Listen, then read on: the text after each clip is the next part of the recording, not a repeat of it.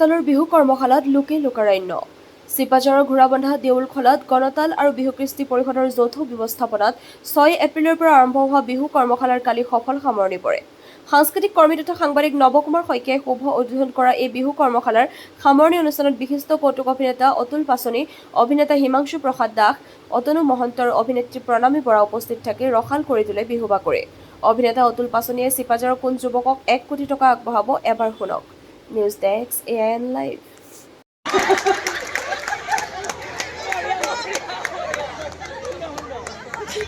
এইজন পাই গ'লো মই 20,000 পাই গ'লো, কিন্তু এই নগেনক 1 কোটি টকা এতিয়া দিব নোৱাৰিম। তেওঁ চিনেমা হলত যাব লাগিব।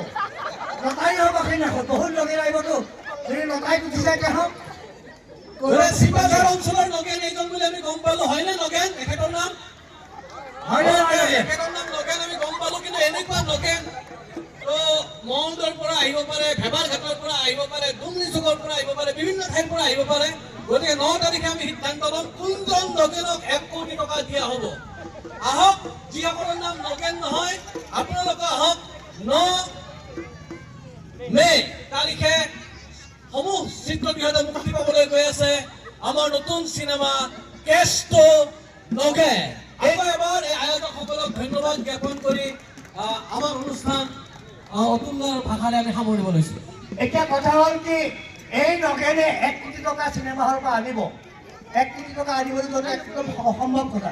গতিকে সমূহ চিপাঝাৰবাসীয়ে লগত যাব লাগিব চিনেমা হললৈ 9 তাৰিখে।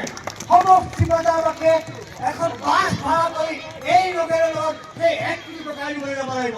যাবনে 9 তাৰিখে? যাবনে? মই কম কেছটো আপোনালোকে ক'ব নগেন হ'বনে? মই কম কেছটো আপোনালোকে ক'ব নগেন হ'বনে? কেছটো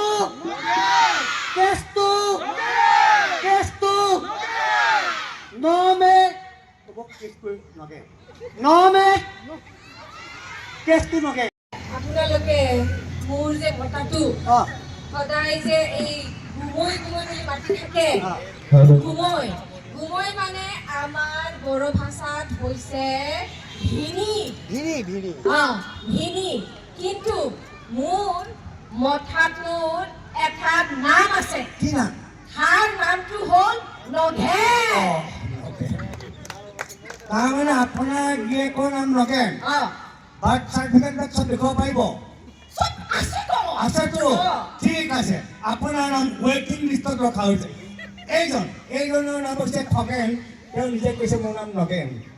খগেন এওঁ আচল নাম মই জানো খগেন, কিন্তু এতিয়া টকাৰ লগত 1 কোটি টকাৰ লগত নগেন বুলি নিজকে পৰিচয় দিয়ে। নহয়, এইটো আপুনি আচলতে ভুল ক'লে। মই খগেন নহয়, আপুনি খটো মানে কি নটো খ পৰিছে, সেইটো এটা কথা। কাৰণ চাওক, গাঁওখনৰ শিক্ষিত ব্যক্তি মই, আৰু শিক্ষিত ব্যক্তিয়ে কেতিয়াও মিছা কথা নকয়। গাঁওখনৰ একমাত্ৰ শিক্ষিত ব্যক্তি মই, যিয়ে 4ৰ্থ শ্ৰেণীলৈকে পঢ়া। চ' মই তেখেতসকলতকৈ ভালকৈ জানিম আৰু সঁচা কথা ক'ম, সেইকাৰণে মই কৈছোঁ নগেন মই। যাক হয়তো আপোনালোকে বহুতে ৰেৱনী চেনেলৰ গুণগুণ নামৰ ধাৰাবাহিকখনত আপোনালোকে দেখা পাইছিলে। এই প্ৰণামী বৰাও আছিলে এগৰাকী ভাল বিহুৱতী। গতিকে যিটোকে নতুনকৈ ঢোল বজাব শিকা আমাৰ ঢুলীয়াসকল আছে, সকলোৱে মিলি এতিয়া আমি প্ৰণামীৰ পৰা 1.5 মিনিটৰ বিহু নৃত্য চাম।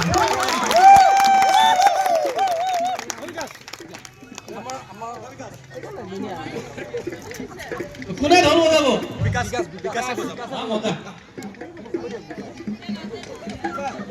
বিকাশ।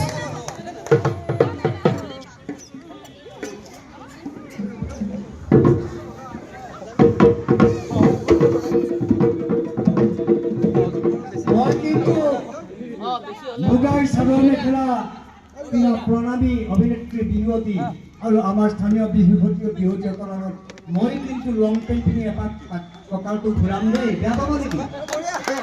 ময়ো কিন্তু কঁকাল ঘূৰাম, কাৰণ মই এসময়ত বিহু নাচিছিলোঁ। সেইকাৰণে মোৰ নাচিবলৈ অকণমান মন গৈছে এই বাকৰি।